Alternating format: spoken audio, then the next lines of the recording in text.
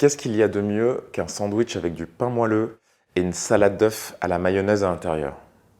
Bien sûr, je parle du sando japonais, le magnifique sandwich. Aujourd'hui, on va se le faire, mais n'en déplaise au Japon, on va se le faire encore mieux. Pour moi, ce qu'il y a de mieux que ce magnifique sandwich avec du pain mi-moelleux et de la salade d'œufs avec de la mayonnaise, c'est ce même sandwich gratiné au fromage. Vous allez voir que c'est hyper facile, que c'est délicieux et hyper nourrissant. Bien entendu, pour le fromage, je me suis dit que j'allais pas le faire à la française, j'allais le faire à l'anglaise en utilisant du cheddar maturé qui sent divinement bon. Et si j'utilise du cheddar, c'est parce que c'est un fromage qui est bien gras et qui gratine hyper bien à la poêle. Mais je vais tout vous expliquer, on va y aller pas à pas. On va commencer par cuire les œufs.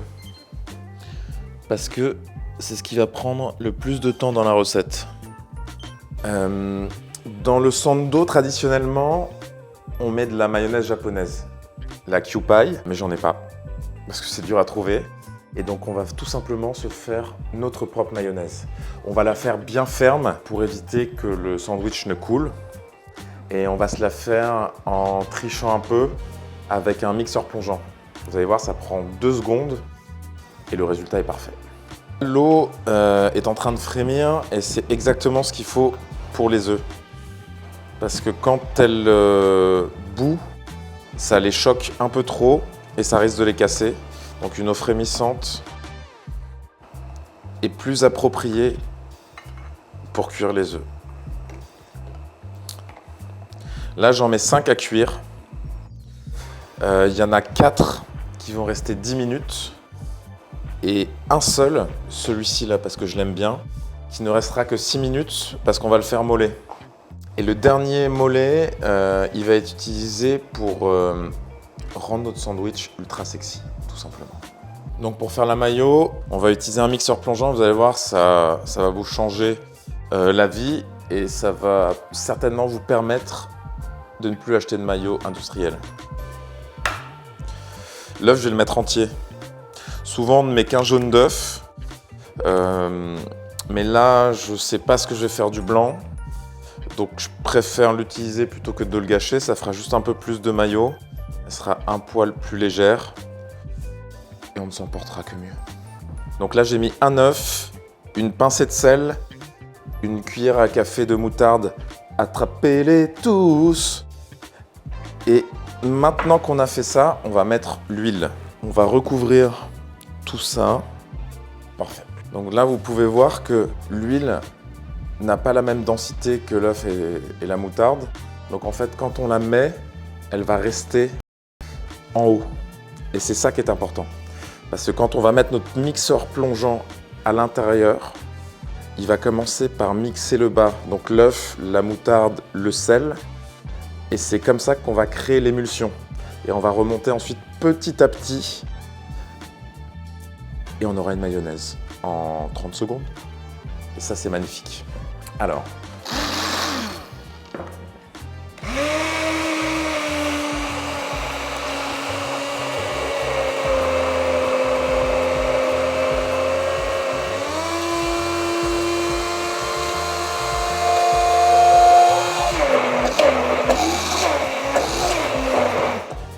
Est-ce que c'est pas beau ça? Elle est parfaite. Mais je ne vais pas m'arrêter là.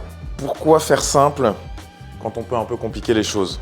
Là, ma cébette, vous voyez, il y a toujours des feuilles qui sont un peu moins belles.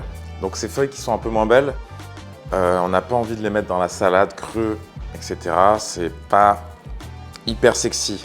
Donc ce que je vais faire, c'est que je vais les enlever. J'ai enlevé également le bout de la cébette, mais je vais en garder suffisamment pour qu'il y ait des morceaux de cébette, uniquement le vert, dans la salade d'œufs. Et toute cette partie-là, je vais la hacher grossièrement. Je vais tout simplement la mettre dans ma mayo et je vais la mixer. Et donc ça va rapporter ce petit goût d'oignon délicieux à la mayonnaise.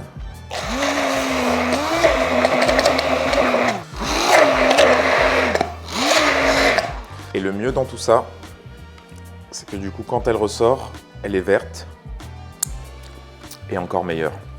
Ah, j'y retourne une dernière fois.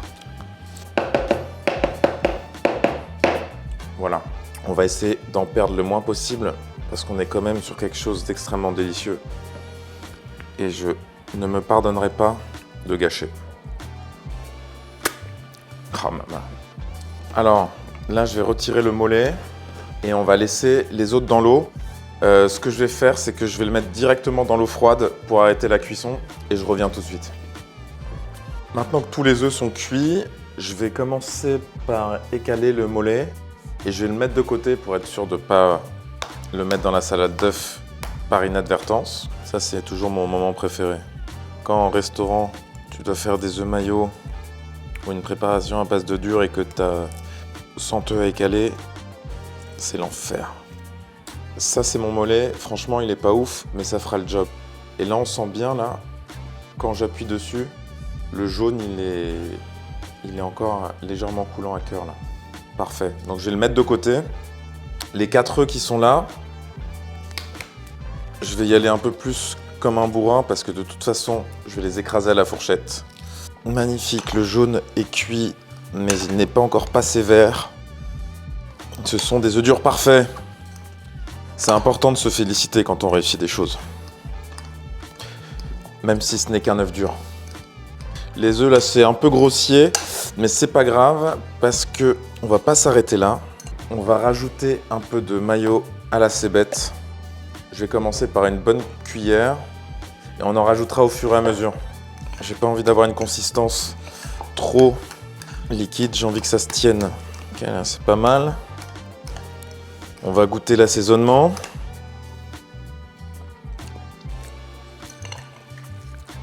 Encore un tout petit peu de mayo. Mon péché mignon.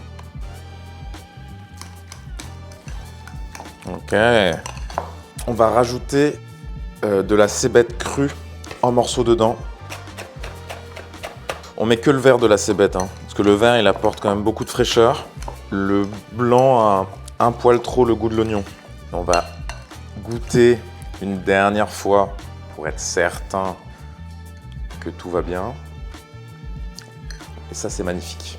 Ma salade d'œufs est prête. Les choses sérieuses commencent. Donc là, j'ai un magnifique pain de mie et on va se couper 2 tranches pour faire notre sandwich. On va se couper des tranches assez épaisses quand même, hein. Là, je suis un bon centimètre et demi. Un pain de mie, par contre, pour un sando, ouais, allez acheter du bon pain de mie en boulangerie. Il n'y a qu'en achetant un pain de mie entier comme ça que vous pourrez avoir des tranches assez épaisses. Pour l'instant, on peut se dire qu'il n'y a pas grand-chose de polémique. Je me suis permis une petite fantaisie avec la cébette dans la mayonnaise, mais jusque-là, tout va bien. On va se couper notre œuf mollet. Il est plus pommade que mollet, mais ça fera l'affaire. Je vais lui faire un petit espace, un petit nid à mon œuf au cœur de la salade. Voilà, on le pose bien, on l'entoure, on lui donne de l'amour, c'est important. Et on va rajouter un peu de salade d'œuf par-dessus. Voilà. Et là, ce qu'il nous reste à faire, c'est recouvrir tout ça et de presser légèrement. Alors pour la beauté, on va enlever les croûtes. Quand on fait ça, il faut vraiment y aller en coupant et sans trop appuyer. Ok. Jusqu'ici, tout va bien. Et déjà à ce stade, on est sur quelque chose qui tabasse. Mais on est là pourquoi? Pour respecter la recette ou faire les choses à notre sauce? On va les faire à notre sauce. On va le gratiner au cheddar. Je vais lancer le feu, mais pas trop fort pour l'instant. Là, la poêle, elle est en train de chauffer tout doucement. Je vais gratter mon cheddar. On en met beaucoup et partout. S'il y a des petits morceaux, c'est pas grave parce qu'ils finiront par fondre aussi. Ok, j'ai l'impression qu'on a bien tapissé le fond de la poêle. On va mettre le sandwich et forcément, je vais mettre le côté le plus moche sur le fromage. Donc maintenant qu'on est à ce stade, le fromage commence à fondre, le sandwich est en place. Je vais monter un peu la puissance du feu et on va faire gratiner tout ça. Ouh, regardez-moi ça là, le cheddar qui commence à s'énerver un peu là, c'est magnifique. Ça pareil, c'est hypnotisant. J'adore. Et ça sent bon là. Le fromage, il commence clairement à gratiner et c'est exactement ce qu'on veut. On va être encore un peu patient. Je vais baisser un tout petit peu le feu, décoller les bords. Au moment de retourner, et là il faut toujours garder un peu la tête dessus hein, parce que ça peut aller très vite. On peut rapidement passer de cheddar gratiné à cheddar brûlé. Vigilance rouge, comme dirait Evelyne Delia. Et on va retourner notre ami. Non! Non! J'ai cassé une croûte. Je m'en vaudrai toute ma vie. Je voulais qu'il soit parfait. Et il sera pas parfait.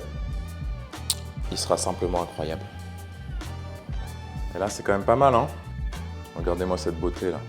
Et c'est ce qu'on appelle un exendo gratiné au cheddar. Et je crois que celui-là, je ne le partagerai avec personne. Là, le cheddar, il est bien croustillant, bien cassant. J'ai eu, bien entendu, ce qui est tombé, je l'ai déjà mangé hors caméra parce que si vous passez votre temps à me voir manger, ça va perdre un peu de son charme. Et qu'est-ce que ça donne, cette merveille-là? Hop, on est sur un exendo gratiné de haute volée. Ah, c'est pas mal, hein? Ça donne envie de croquer quand même. Hein. Waouh! Bon, j'ai pas encore goûté, mais je sais très bien que j'ai mis le sando classique à l'amande. Je pense qu'il n'y a pas de débat.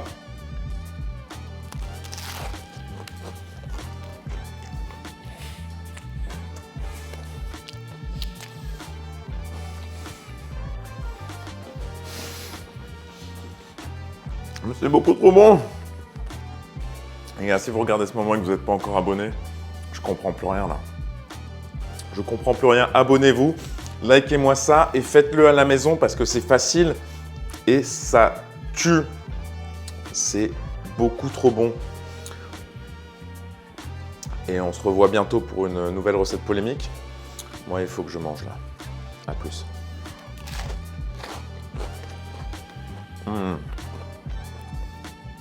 Non mais gars, je sais pas si t'as encore faim, mais tu vas tomber par terre.